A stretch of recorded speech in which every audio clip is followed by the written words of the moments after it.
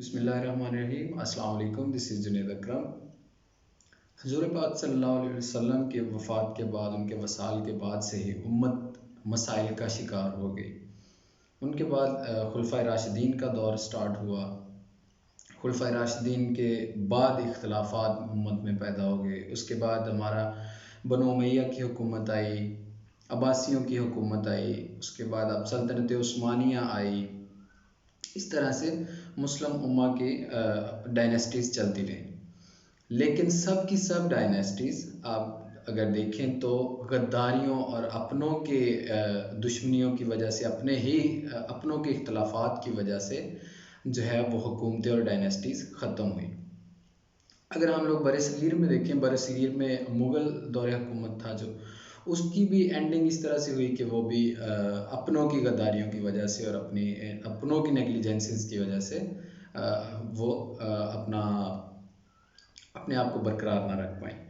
अभी रिसेंटली अगर आप एक ड्रामा देखें, इसकी बेहतरीन मिसाल अर्तुगरल अगर आप लोग देखें, तो उसमें आप देखें कि उसमें किस तरह से गद्दार, जो अपनों में गद्दार होते हैं, वो किस तरह से अपने आप को गिराते हैं और किस तरह से डायनेस्टीज़ के फाल का ज़रिया बनते हैं। अब अगर हम लोग कंटेम्प्रेरी इरा में देखें तो मुस्लिम उम्मा के जो बड़े मुल्क हैं, जो पावरफुल कंट्रीज़ कंसीडर होते हैं, सऊदी अरेबिया है, ईरान है, टर्की है, पाकिस्तान है। इस तरह से ये मुल्क जो है, मलेशिया है, ये मुसलमानों के एक तरह से रिप्रेजेंटेटिव और एक पावरफुल कंट्रीज़ कंसीडर किए जाते हैं। अब इनके आगे इख्तलाफात हैं। अब शिया सुन्नी का तज़ाद है, सेक्टेरियनिज़म में अगर हम लोग देखें, और तज़ाद जो है वो मुस्लिम उम्मा को लीड करने का है।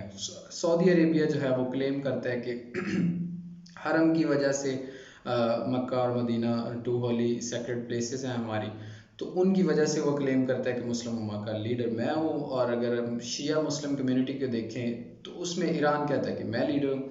अब उन दोनों की मुस्लिम उम्मा को लीड करने की जो ख्वाहिश है, उसकी वजह से जो है मुस्लिम उम्मा एक तरह से स्कैटर्ड है, बिखरी हुई है। अब अगर आप मिडल ईस्ट में देखें, मशरिक़ वुस्ता में सऊदी अरेबिया जो है सुन्नी मेजॉरिटी कंट्री है। सऊदी अरेबिया वो यमन में अगर हम लोग देखें तो यमन में फ्रेंडली गवर्नमेंट है KSA की, सऊदी अरेबिया की, लेकिन उसमें जो रेबल्स हैं, जो हूसी बागी हैं, उनको ईरान सपोर्ट कर देता है। गो के ईरान इस चीज़ को क्लेम नहीं करता।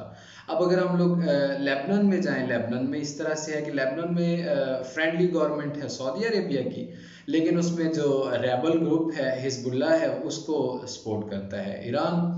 अब इसी तरह से अगर हम लोग सीरिया में देखें तो सीरिया में फ्रेंडली गवर्नमेंट है ईरान की, लेकिन वहाँ पे जो रेबल ग्रुप है उसको सऊदीया सपोर्ट करता है। अब इस तरह से एक कंट्री में एक ग्रुप जो है, एक कंट्री वो रेबल्स को सपोर्ट कर रही होती है, दूसरा कंट्री उसकी गवर्नमेंट को सपोर्ट कर रहा होता है।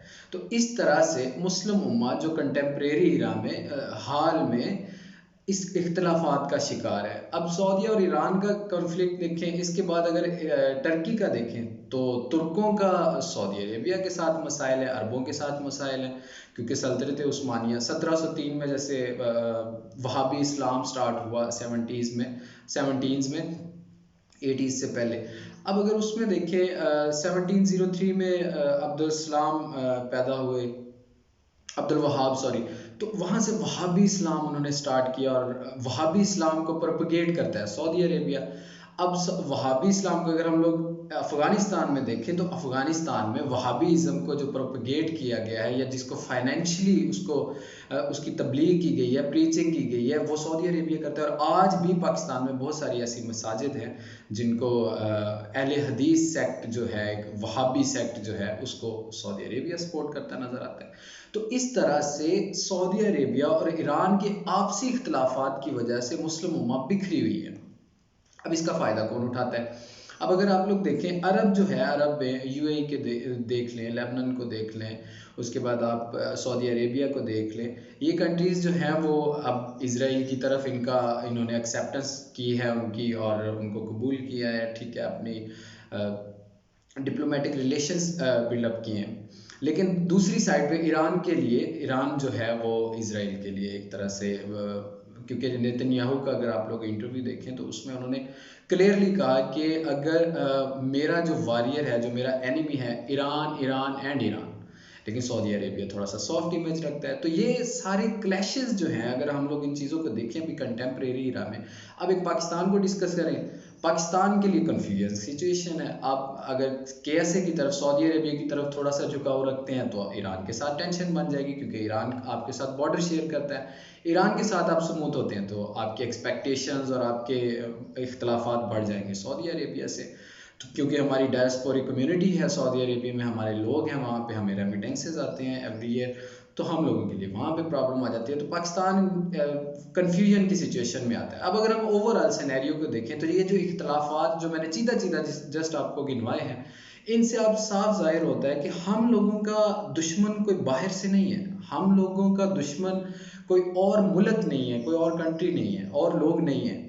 हम लोग अपने दुश्मन खुद ही हैं। हम लोगों की आपसी जंगें और आपस की प्रॉक्सी वार्स और कोल्ड वार्स जो हैं, हम लोगों को वेस्ट से कह लें आप, या हमारे एनिमीज से काउंटर करने के लिए उनको, हम लोगों को मुश्किल पेश आती है सिर्फ आपसी इख्तलाफात की वजह से। जिस पे इकबाल ने भी कहा कि इकबाल तेरी कौम का इकबाल खो गया, इकबाल तेरी कौम का इकबाल खो गया, माजी तो सुनहरा है मगर हाल खो गया।